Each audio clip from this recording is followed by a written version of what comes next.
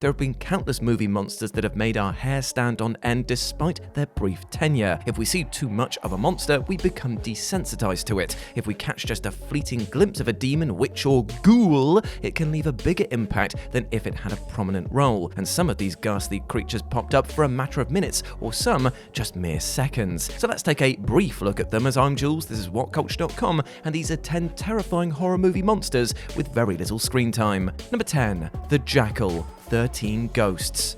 This 2001 remake opens with Arthur's family moving into the mansion of a recently deceased relative, only to learn that it's haunted by, you guessed it, 13 ghosts. This paranormal B-movie has all the hallmarks of a shoddy horror flick: clunky dialogue, a convoluted storyline, idiotic characters, and choppy editing. Most importantly though, the ghosts aren't really that scary, save that is for one. Arthur's assistant, Dennis, mentions the Jackal is the most dangerous spirit, referring to him as the Charlie Manson of ghosts. And as soon as you see this phantom, you understand why. Because he's wearing a straitjacket and a metal cage around his head, you know that this guy is deranged beyond measure. With his razor-sharp fingernails, this sinister spook makes short work of anyone foolish enough to go near him. To highlight his further insanity, psychotic screaming and maniacal laughter can be heard any time he's near. As such, the Jackal leaves viewers terrified even before you see him. Now, if you haven't seen 13 Ghosts in a while, it's likely you don't recall much about the other dozen spectres, but it is impossible to forget the Jackal despite his limited screen time. Number 9. The Entity. The Entity.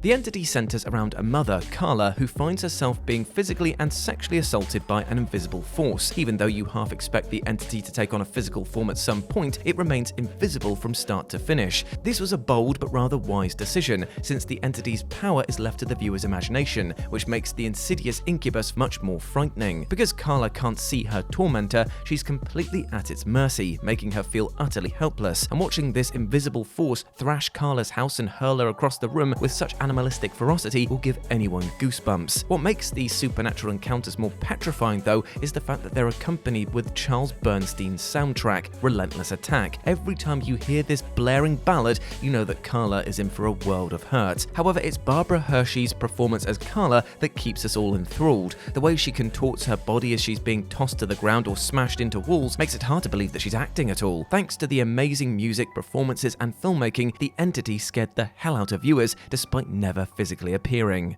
Number 8. Mother Markos. Suspiria.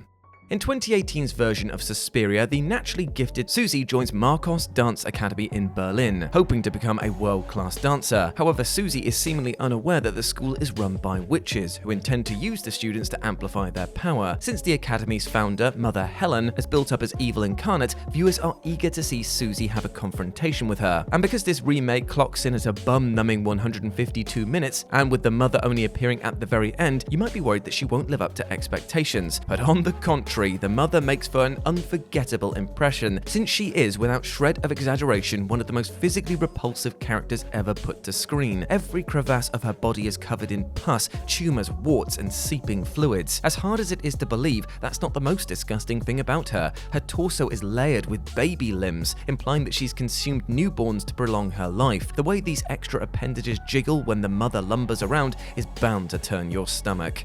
Number 7. The Witch. The Witch, a New England folktale. Like the best horrors, The Witch, a New England folktale focuses on the unseen. Although the titular villain rarely appears, her presence can be felt throughout Robert Eggers' Jacobean drama. When we see the family dog she gored, it is but a taste of the evil that harbors within her. Although we don't see the malevolent witch murder William's infant son, his death leaves every scene that follows drenched in tension. Even when we see the sorceress, very little is revealed about her. When William's other son Caleb discovers her hovel, she takes the form of a beautiful woman in order to entice him. As he approaches her, the enchantress grabs Caleb with a decrepit hand before the screen then cuts to black. While William's twins are in the stable, they see the witch slurping milk from the cow's udders. As they approach her, she turns around, revealing her withered demeanor, while letting out a maniacal cackle. Although we don't see much else of our antagonist, we do not need to. The witch appears for less than a minute, but leaves an impression that is guaranteed to last a lifetime. Number 6. The Smile Demon. Smile. In Smile, Dr. Rose Cutter encounters a woman called Laura who is being cursed by a smiling shapeshifter. Before she has a chance to elaborate, Laura kills herself. When Rose discovers the Smile demon has cursed her, she worries that she will suffer the same fate. Now, the idea of a monster driving somebody mad by grinning might not sound that compelling, but you can't help but feel unsettled watching Rose being bombarded by leering faces everywhere she goes. Upon a first viewing, you might wonder if the Smile demon will show its true form, and to be honest, part of you probably doesn't want to see what it really looks like. A grand reveal could rob the demon of its mystique, especially if it doesn't look scary or convincing. Fortunately, the demonic creature looks suitably piss-your-pants terrifying. In the climax, the demon shreds its outer shell, revealing its natural form, a skinless giant corpse with multiple rows of malformed teeth. Not only is this a chilling design, the rows of teeth are a nice touch, since each jaw symbolizes each of the demon's victims. We only see the demon's true self for a few seconds, but it's sure to give viewers a couple of sleepless nights. Number 5. The Death Angels, A Quiet Place. In A Quiet Place, aliens with hypersensitive hearing crash land on Earth, killing anything that makes noise. 1 year later, these beasts, colloquially known as Death Angels, have reduced the world to a dystopian state. Our lead characters, the Abbott family, have managed to survive by living in silence, but no matter how cautious they are, they know that a single sound could result in death. In the opening scene, Lee Abbott's infant son turns on a spaceship toy, causing it to emit a blaring sound. Based on the fear in the parent's face, we know that he is in mortal danger. Although Lee tries to grab his son, a Death Angel appears from the forest, killing the child. Not only does the prologue set up the premise flawlessly, it demonstrates how dangerous the threat is, despite the fact that Death Angels aren't revealed until the very end. However, it's the way the angels detect their prey that makes them so terrifying, not how they actually look. Although we don't get a good look at them until the climax, it doesn't stop them from scaring us out of our wits from the get-go. Number 4. The Ram Man, Lamb.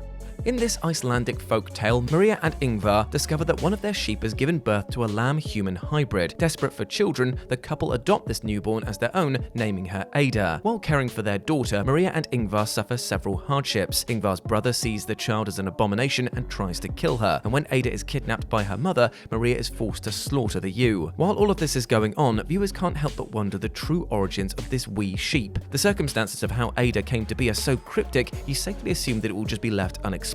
As such, it totally throws you off when Ada's biological father, a ram man, appears out of nowhere and shoots Ingvar with a rifle. While viewers are trying to process what just happened, the grunting beast takes its offspring by the hand and wanders off into the wilderness. What the hell is he? Is he the devil himself, nature incarnate? Does he represent karma since Maria killed Ada's mother? Or is he just some weird ram man? His appearance may be short-lived, but he packs a rather palpable punch. Number 3. The Mutant Bear, Annihilation. After watching Annihilation, viewers are left with more questions than answers. What did that ending mean? What happened to Natalie Portman's character? And more importantly, how am I expected to sleep after that bear scene? In this cosmic mystery drama, 4 scientists, Lena, Anya, Josie, and Cass, enter a terrain called the Shimmer, which causes living species to merge with any organism nearby. And one night, a mutated grizzly attacks the quartet, killing Cass in the process. When the bear follows the remaining 3 scientists into a cabin, we get our first proper glimpse of the carnivorous chimera. Although the bear's body seems relatively normal, the skin on its head has eroded away, revealing a human-like skull with teeth embedded into its own. It's not the bear's abnormal face that haunts us though, but its voice. Because the abomination came into contact with Cass, it absorbed her DNA, and due to this, we hear Cass's dying screams every time the creature opens its mouth. Even though the concept of a skeletal bear is rather freaky, hearing one cry out, "Help me," in a human voice, well, that is pure nightmare fuel. Number 2. The Man with the Fire in His Face, Insidious.